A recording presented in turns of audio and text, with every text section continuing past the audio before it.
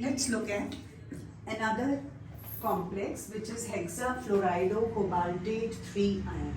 Formula would be CuFe6 3 minus. Sometimes only this would be given and you will be asked to write down the name, or the name is given and then the next question will say. So now for this complex, first step is find out the oxidation state of cobalt. If the formula is given, you can find out the oxidation state here. If it isn't, then you will need to find out the oxidation state. So it is +3. So first, cobalt's atomic number is 27. If I write SPD notation, then this is the notation that I get. Remember to write down 4s after 3d, although 4s will be filled first and then 3d will be filled. So 3d gets 7 electrons, and if 3 plus ions are being formed, that means 2 electrons from here are lost and 1 from here. So it becomes 3d6. In box notation, it will come like this, that there are 4 unpaired electrons here. Now since the ligand is a fluoride ligand, it is a weak ligand, it is not going to pair up the electrons. So all these electrons remain unpaired, and the ligand, since it gives a pair of electrons to the metal atom, so it should have empty orbitals. So nothing can be given here. So we are using 4s, 4p and 4d. So 1 of S, 3 of P and 2 of D. There are 6 of them. So 1, 2, 3, 4, 5, 6 ligands can be adjusted here.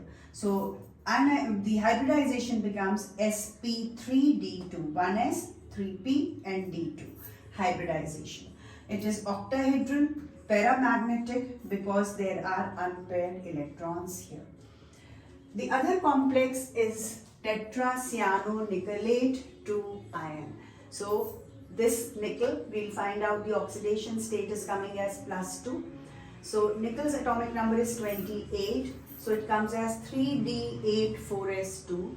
And since I'm also going to remove 2 electrons to make it nickel 2 plus ion, so these 2 electrons are lost. It becomes 3d8 in the end. So 3d8 is here. So I'm writing here 3d. So this one is 3d, and cyanide is a strong ligand. So pairing takes place and these 2 electrons also get paired. So only one vacant orbital is here in 3d, S and P. I have 4 ligands, so I need 1, 2, 3, 4 places here.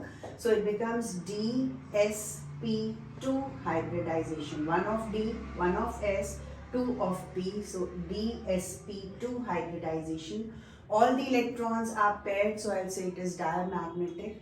There are 4 ligands here, so it is square planar complex. So you will be asked to write down the name of the complex, can be one, type of hybridization, show how you came down to this, its geometry, you will say is octahedral, whether it is diamagnetic or paramagnetic, that also for a particular complex you need to tell.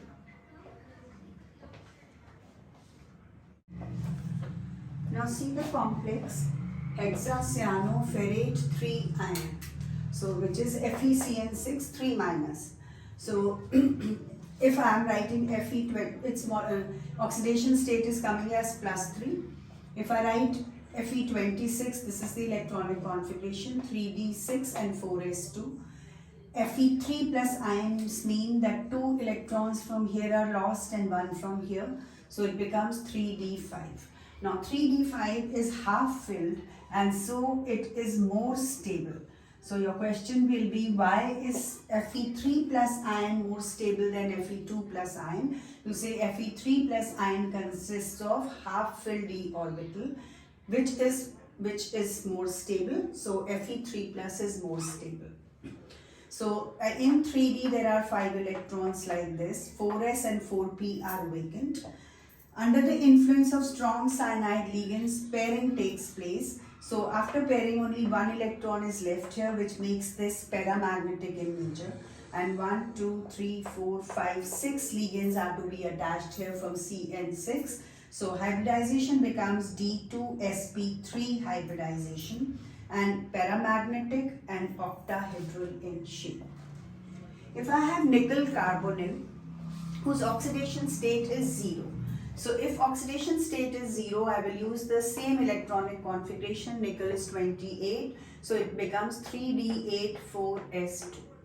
Now carbonyl group makes pairing takes place. So 3D actually was 2, 4, 6 and 8 electrons this way, and 4S also had 2 electrons.